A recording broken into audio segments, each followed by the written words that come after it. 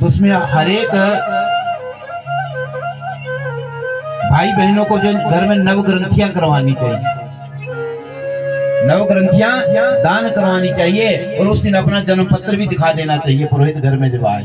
तुम्हारा देखो कोई थोड़ा बहुत और दान करना हो तो जो कोई छोटा मोटा दान हो तो ग्रंथि के ही साथ करवा देना चाहिए। इससे आपका पूरा वर्ष जो है आपके पूर्व वर्ष के ग्रह आपके कंट्रोल में रहेगी। जब कोई हमारा साथ होनी हो जाती है तब जन्म पत्र उठाते तब जो है जाते हमारा देखो कोई ग्रह खराब तो नहीं चल रहा है। भगवान ने भी ऐसा ही किया, जब ऊपर लांछन लगा तो अपने पुरोहित के पास गई, कहा हमारा देखो जरा मेरा जन्म पत्र। बोले क्या हुआ? बोले ऐसा ऐसा। बोले आपने जो है भाद्रपद का जो शुक्ल पक्ष का चांद जो चतुर्थी का होता है, कलंक चतुर्थी जिसको हम कहते हैं, वो आपने देखा है, इसलिए आपके ऊपर लांछन लगा है, झूठा कलंक लगा है। क्या लगा है? झूठा कलंक लगा है। इसलिए जो है आप इस झूठे कलंक को मिटाइए अपने ऊपर से। अब कैसे मिटाए? अब भगवान को क्या पता कहाँ मणि है। बोले आपका छोटा भाई, बोले पता नहीं जंगल के लिए क्षार खेलने के लिए गया था, वहां पर पता नहीं कि मणि ले गया कि नहीं ले गया, ये मुझे पता नहीं। तो शिकार खेलने के लिए गया तो प्रसेन उस मणि को साथ ले गया। और सत्राजित बोले कि मैंने जो खूंटी में लटका के रखी थी वो तो कभी पहनता नहीं था, आज तक तो नहीं पहनी।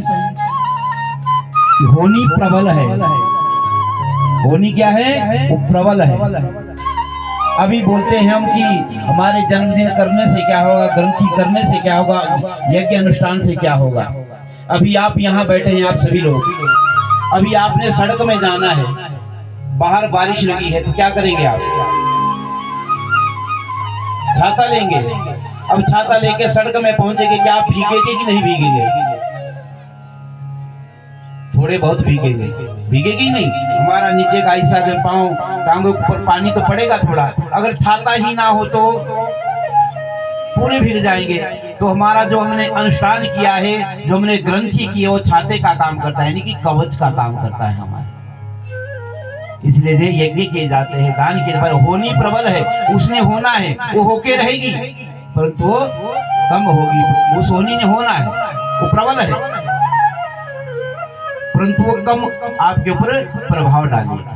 होनी को कोई भी नहीं टाल सकता, परंतु आपके ऊपर ज्यादा वो प्रभाव नहीं डालेगी। भगवान ने क्या किया कि सारा पता लगाया, छानबीन की और जंगल में चले गए। कुछ सैनिकों के साथ में लिया और देखा कि वहां पर एक बाघ मरा है। अब बाघ के पांव के निशान देखे तो इधर उधर भागा झपटा, जब उसको मारा गया जामंत के द्वारा तो वहां पर एक रिछ के भालू के पांव के निशान भी मिले।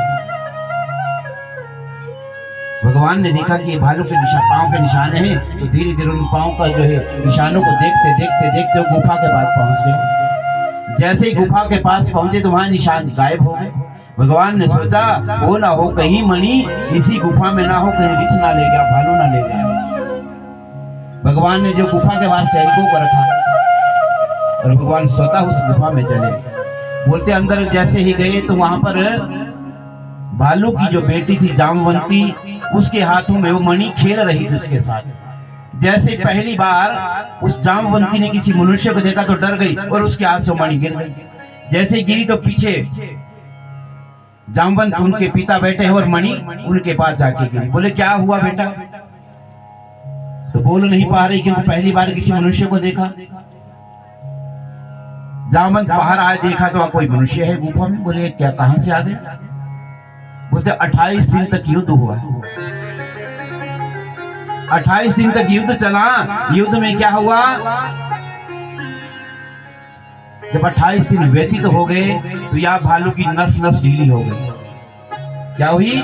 नस नस ढीली हो गई। 28 दिन बाद जो है क्षमा मांगे, प्रभु आप हो। क्योंकि जामवंत ऐसे थे जिनको कोई बराबरी का, उनका योद्धा, उनकी बराबरी का कोई योद्धा नहीं था, सिर्फ एक परमात्मा उनके बराबरी के योद्धा थे। बोले जब भगवान श्री रामचंद्र जी का युद्ध हुआ लंका में जाके, तो वहां पर जामवंत सिर्फ देखने वाले थे, युद्ध नहीं किया उन्होंने।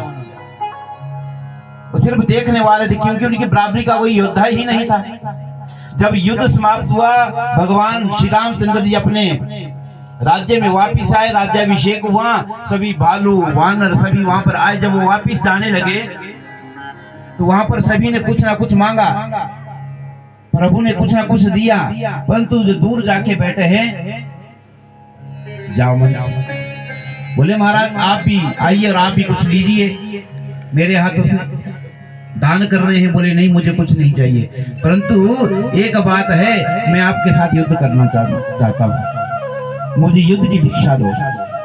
भगवान श्री रामचंद्र जी ने कहा देखिए ये मेरी लीला मर्यादित लीला है, आपने मेरी सहायता की है, आप सभी ने मेरी क्या की है, सहायता की है। आप मेरे मित्र हो और मित्र के साथ में युद्ध कैसे करूं, मित्र के साथ में युद्ध नहीं कर सकता,